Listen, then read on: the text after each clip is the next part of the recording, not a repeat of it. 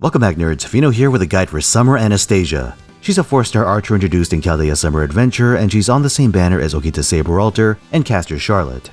As far as I'm concerned, she's the real prize of Banner 1, and you're about to see why. Anastasia's first skill is Schwipzig, Summer. It's a 3-turn arts buff with a 50% battery. The latter makes this your top priority for leveling up. But there are two annoyances. Firstly, it comes with a 7-turn cooldown, which is a long time to wait for your main card type Steroid. It being tied to your battery also limits your turn 1 actions. Normally you'd want to use as many Castoria buffs as possible, but in all likelihood you'll be going Schwipzig and both Castoria 20% batteries with Anastasia's Charge Append unlocked at 10%. Next up we have Freezing Summertime. This is a star dump with a pair of 1-turn effects, Invulnerability and Buff Removal Resistance. All 3 of these effects are extremely useful, and the lack of NP relevant buffs on it means you can sit on it for tactical use. I'd order your priorities like this. If you're fighting a boss with a break bar or noble Phantasm buff purge, save Freezing Summertime specifically for that. These fights are designed to arrest your momentum by gutting your damage, and being able to prevent that puts you on strong footing. Your next priority is unpredictable NPs or enemies with short NP bars. You normally run Anastasia with Castoria, who can keep you safe on turn 1 and parry enemies with longer NP bars. But against foes like Watanabe no Suna for instance, his erratic charge may catch you off guard. Keeping Anastasia's invuln available can salvage your run in situations like that. Last on the priority list is the Star Dump. On Arts Chain turns, you can use it to brute force charge your next noble Phantasm. That said, you don't need to be too stingy with it. Freezing Summertime has a reasonable 5-turn cooldown, so you can afford to be a little aggressive. Rounding out Anastasia's skills is Accelerated VVV. This provides multiple 3-turn buffs, Sure Hit, Art Star Absorption, Crit Damage, and NP Damage, all on a 4-turn cooldown, giving it very high uptime. The Sure Hit helps Anastasia encroach on Chloe's niche, something we'll get back to. In big picture terms, Art Servants don't really output a lot of crit damage. If anything, crits are just a means of getting your NP back, and on that front, you may find the Star Absorption more useful. As for the NP damage, it provides the 3rd category of multiplicative buffs that Castoria can't, at least not reliably. Accelerated VVV is your second priority, and you should try to keep it on pace with Schwipzig. The core of any good arts attacker is, of course, their noble Phantasm. This brings us to what on earth? There's no fucking way I'm gonna pronounce that right. You, gonna make me do it anyway? Fine. Sniglito Snigruchka. There, you happy? It's a single target arts attack. 3 hit count, so you're gonna need some extra help if you want to get that loop going. It features a skill seal, and its overcharge effect preemptively applies 1 turn of arts resistance reduction. Now the skill seal is generally useful, but it is a little odd in the sense that she also has Sure Hit. One of the benefits of skill seal is stopping enemies from using defensive skills like evasion. Obviously this still gives you an edge against anyone trying to spam invuln, but the cannibalism's a bit weird. Makes me think they want you to run Anastasia with Charlotte, which, yeah, I'm gonna pass on that. Now operating Anastasia is a pretty straightforward endeavor. Double Castoria takes care of both your offensive and defensive needs, and it's your ideal team for most encounters. Then you want to work your way down the art supports. Once she comes out, Jufu is a decent substitute. If you want to try more of a crit sustain angle, Lady Avalon will be added to the game next summer. You've also got the classics like Nero Bride and Tamamo. Now Tamamo actually opens up an interesting possibility, especially in purge heavy fights. Freezing Summertime has a 5-turn cooldown, and each Tamamo NP will shave a turn off. If you can manage one every 3 turns, you can even have 100% uptime on Accelerated VVV to maintain your offense.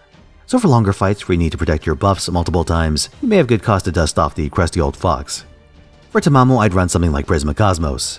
For your other supports though, consider Fragment of 2030 to give Anastasia a recurring source of crit stars. It'll make her crit access more consistent. Fun fact by the way, one of Anastasia's passives is called Independent Action with V, which provides 10% crit damage and star generation. The latter is a bit suspect, but free crit is pretty useful. Just save yourself the headache and keep an external star source.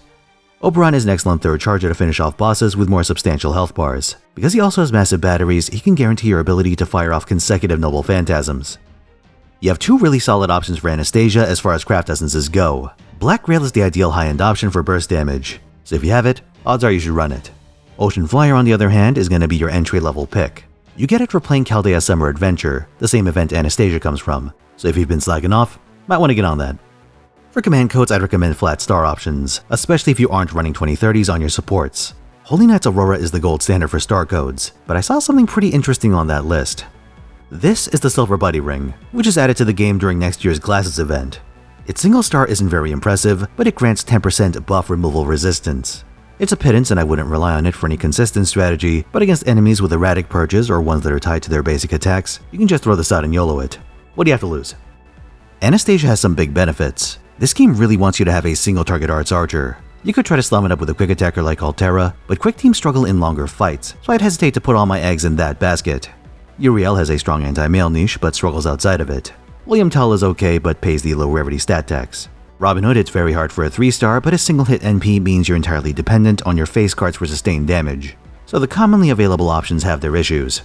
If you have a decent Chiron, he gets the job done, though as a 4-star general pool attacker, that may be a bit of a crapshoot. Emiya Alter hits incredibly hard, but aside from being a bit finicky with hit-based buffs, he's story-locked with very few chances to get him outside of blind pulls in that banner. This leaves Chloe, who I consider Anastasia's main competitor. In general, Anastasia is the better servant, but if you were around for the Prisma Codes event or its rerun, Chloe effectively comes at NP 5, and that gives her a head start. Being free has a lot of value, and even though she's been off the table for several years now, there's a very high chance she'll be added to the evocation list down the road. It's a mechanic for obtaining old welfare servants, and while she stretches the definition of a collab servant, Mysterious Idlex Alter is on that list, so those seem to be on the table. In other words, you'll likely have ways of obtaining her in the future. But at any NP level above 1, Anastasia dominates like you wouldn't believe. Chloe is mostly stuck with single turn buffs, meaning her sustained damage takes a dive. Anastasia, on the other hand, runs many multi-turn buffs, while also matching Chloe's 50% battery. So if you're looking to upgrade, Anastasia is quite appealing. At the top of these single target arts archer charts, you have Emiya Alter, Squirturia, Summer Barghest, who's not going to be out for 2 years, and then Anastasia. That leaves Squirturia, who's our next point of comparison. Squirt has a fairly benign looking skill set. Generic arts and attack buffs, chance to charge drain every time she NPs. Her raw damage isn't the most impressive thing in the world. She maintains a modest advantage over Anastasia and a very slight advantage over Barghest at equivalent NP levels. But you see, you don't need fancy gimmicks when the designers made a very serious mistake. Squirturia has an insane hit count of 10. That's the same as Emiya Alter, but her multi-turn buffs are way more reliable, letting her consistently loop Excalibur Vivian. And she was able to do this even before Castoria came around. Worse yet, she gains both the battery and sure hit in a future upgrade. This kinda eats into Anastasia's niche, as you might imagine. If you're in a position of having to choose between the two, I'd recommend the old Squirtmeister. But if you end up with Anastasia instead, you'll still be well set for boss fights. In fact, her buff removal resistance gives her an edge in certain fights, so she can even be the preferred option for that. You can also try and work Anastasia into your 90+ and 90++ setups, but for high-end farming, it's hard to beat Squirturia just hard looping shit purely on the strength of her hit counts. The goal, though, is to have at least one strong arts archer in your roster, and Anastasia fits that bill. Having a powerful archer is going to save you a lot of trouble against walls like Hankyo's Ibuki Doji, for instance. So if you have nothing on that front, or if you want to upgrade from Chloe, she's a pretty good deal. The only real downside is that Anastasia is stuck on a dual banner with Charlotte. I took a look at her banner schedule, and on all 3 of her appearances, it was on a dual rate up.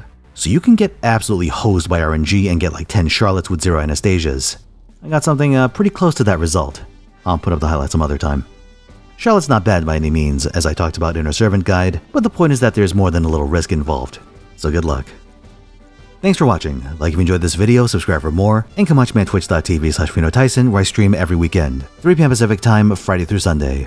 Gonna be taking a crack at Summer Kama, so you won't want to miss it.